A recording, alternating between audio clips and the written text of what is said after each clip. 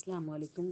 کتاب الایمان، ایمان کا بیان، حدیث نمبر آج 21 اور 22 انشاءاللہ کریں گے۔ بسم اللہ الرحمن الرحیم۔ رب اشرح لی صدری ویسر لی امری واحلل عقدۃ من لسانی یفقہوا قولی رب زدنی علما اللہم صلی علی محمد وعلی آل محمد۔ جو آدمی کفر کی طرف واپس آنے کو آگ میں گرنے کے برابر برا سمجھے تو اس نے بھی ایمان ہی کی علامت اپنے اندر داخل کی۔ یہ بھی ایمان ہی کی ایک علامت ہے۔ کیا ہے یہ خوبصورت حدیث؟ حدثنا سلیمان بن حرب قال حدثنا شعبہ عن قتادہ عن انس عن النبی صلی اللہ علیہ وسلم۔ یہ جو حدیث نمبر 16 ہم نے پڑھی تھی نا، بالکل اسی سے ریلیٹ کرتی ہے۔ من کنا فی وجد حلاوت الایمان من کان اللہ ورسولہ احب الیہ مما سواہما۔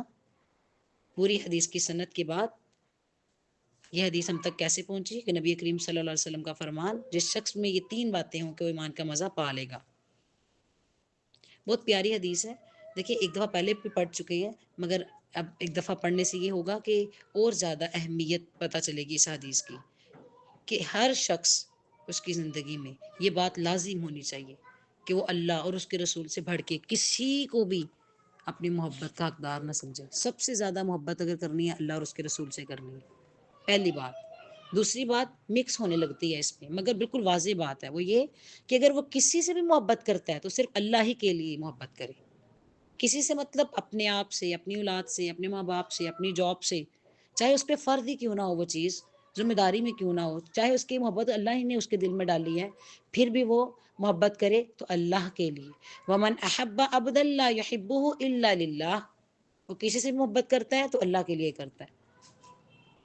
وہ کہتا ہے اللہ مجھے یہ میرا بچہ یہ مجھے بہت پیارا ہے، مگر میں اس سے محبت بھی کرتی ہوں تو آپ کے لیے۔ اور پھر تیسری بات جو بہت ہی خوبصورت ہے، زندگی کو بدلنے کے لیے کافی ہے، ان یعود فی الکفر بعد ان انقذہ اللہ کما یکرہ ان یلقی فی النار۔ جسے اللہ نے کفر سے نجات دی، پھر وہ دوبارہ کفر اختیار کرنے کو ایسے برا سمجھے جیسے آگ میں گر جانے کو برا سمجھتا ہے، کہ اب اس نے اللہ نے بچا لیا ہے، ہدایت دے دی، اسے بات سمجھ آ گئی، وہ نیکی میں ہے، گناہ اس نے چھوڑ دیا ہے، چھوڑنے کا ارادہ ہے، اب وہ دوبارہ گناہ نہیں کرتا، یہاں تک کہ اسے اتنا برا لگتا ہے گناہ کرنا جتنا آگ میں گر جانا برا لگتا ہے۔ جیسے آپ کہتے ہو نا نمازیں میں نے شروع کی اب نہیں چھوڑنی، میں نے جھوٹ چھوڑ دیا تو انشاءاللہ چھوڑ دیا، اب نہیں اس میں شروع ہونا دوبارہ، میں غیبت نہیں کرتی، اب میں نے نہیں کرنی، اور اگر کرنی ہے تو یہ ذہن میں رکھیں کہ مجھے اتنی بری یہ بات لگنی چاہیے دوبارہ شروع کرنے میں کہ جیسے میں آگ میں گرنے کو برا سمجھتی ہوں۔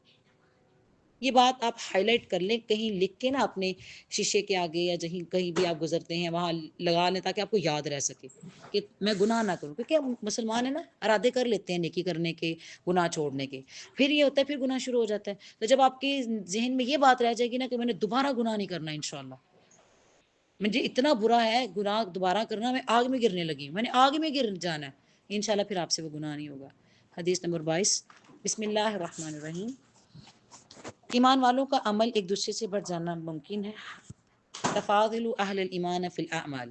حدثنا اسماعیل قال حدثني مالک عن عمر بن یحیی المعدنی عن ابی سعید الخدری عن النبی صلی اللہ علیہ وسلم۔ ابی سعید الخدری عن النبی، کیا فرمایا نبی کریم صلی اللہ علیہ وسلم نے، یدخل اہل الجنہ الجنہ واہل النار النار، کہ جب جنتی جنت میں چلے جائیں گے، جہنمی جہنم میں چلے جائیں گے، ثم یقول اللہ، تو فرمائے گا اللہ تعالیٰ، اخرجوا من کان فی قلبہ مثقال حبۃ من خردل ایمان، اگر کسی کے دل میں رائی کے دانے کے برابر بھی ایمان ہے تو اسے نکال لاؤ،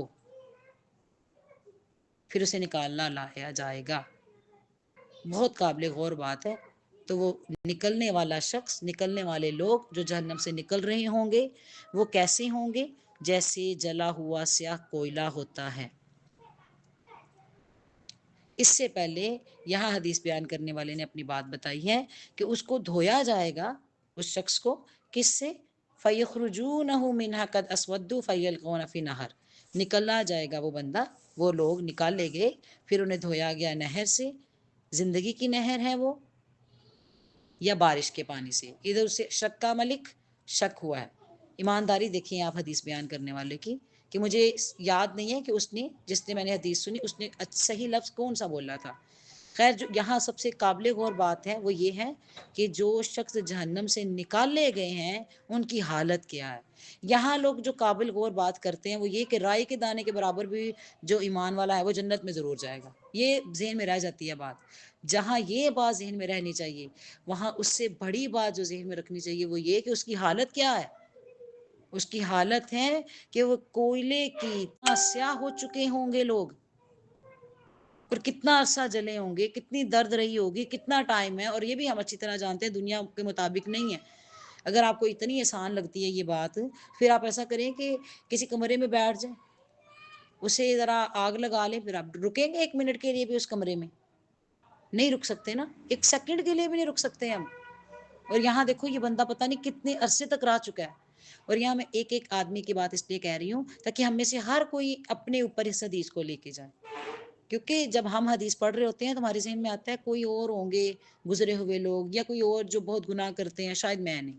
ایسا نہیں، جب ہم یہ حدیث پڑھ رہے ہیں تو یہ ہمارے لیے ہی ہے، یہ شاید میرے اندر بیماری ہے، ہمیں نکالنی ہے۔ اپنے عمل کو بڑھانا چاہیے، اپنے ایمان کو بڑھانا چاہیے، اور ایمان ہمیشہ عمل سے بڑھتا ہے۔ ایک نیکی دوسری نیکی کو لے کے آتی ہے، کسی بھی نیکی کو چھوٹا نہ جانو، جیسے ہی نیکی دل میں آئے فٹ اسے عمل میں لے آؤ۔ انسان اپنے ایمان، اپنے عمل، اپنے آپ کو بڑھاتا رہتا ہے یہاں تک کہ جنتوں میں شامل ہوتا ہے، اس کے وزن بڑے بھاری ہوتے ہیں۔ ایک انسان سوچتا رہتا ہے کل سے تب سے اور گناہ میں چلتا رہتا ہے یہاں تک کہ وہ دوزخ میں ہی چلا جاتا ہے۔ پھر اس کا تھوڑا بہت ایمان ہوتا ہے جس کی وجہ سے وہ کبھی دوزخ سے نکلے گا، کبھی نکلے گا، کیونکہ برزخ کی کتنی لمبی زندگی ہے، قیامت کا کتنا بڑا لمبا دن ہے، حساب کتاب ہے، پھر پل صراط سے گزرنا ہے، پھر جنت میں جا چکے ہیں، پھر کہیں جہنم میں تم کتنے صدیاں جل رہے ہو، پھر کہیں نکالا جائے گا۔ تو کیا ذہن میں آتا ہے پھر؟ اس کو آپ دیکھو کہ اس شخص کی حالت کیسی ہے۔ فَيُلْقَوْنَ فِي نَهْرِ الْحَيَاةِ أَوِ الْحَيَاةَ شَقَّهُ مَلِكٌ فَيَنْبُتُونَ كَمَا تَنْبَتُ الْحَبُّ مِنَ الْجَانِبِ السَّيْلِ أَلَمْ تَرَ أَنَّهَا تَخْرُجُ صَفْرَهَا مُلْتَوِيَّةً۔ یہ جو ہے نا تخرج صفرا ملتویہ، یہ جو حرف اس کے ایک طور پہ راوی نے بتایا ہے اس لفظ کو کہ آگ کے دانے کی طرح ہوگا، جس طرح ندی کے کنارے سے دانے اگتے ہیں، یا تم نے دیکھا نہیں کہ دانے کے مائل 20 در 20 کس طرح نکلتے ہیں۔ مثال دی گئی ہے کہ جیسے بہت ہی جلا ہوا شخص اور بہت برباد ہو چکا سیاہ درد میں بڑا بندہ نکلا ہے جہنم سے، اب اسے ایک نہر سے دھویا گیا ہے، وہ نہر کی جو ہے وہ جنت والی ہے یا جو ہے وہ نکالا گیا ہے اس نہر سے۔ تو میں آپ کو یہاں ہائی لائٹ کر دوں، اس آدمی سے نشان واضح طور پہ نظر آ رہے ہوں گے، یہاں تک کہ جنتی اس کو پہچانیں گے اس سے کہ اس کے نشانات ہیں جہنم کی وجہ سے، جو وہ جہنم میں اپنا وقت، اپنی زندگی، اپنے گناہ کی سزا کاٹ کے آیا ہے۔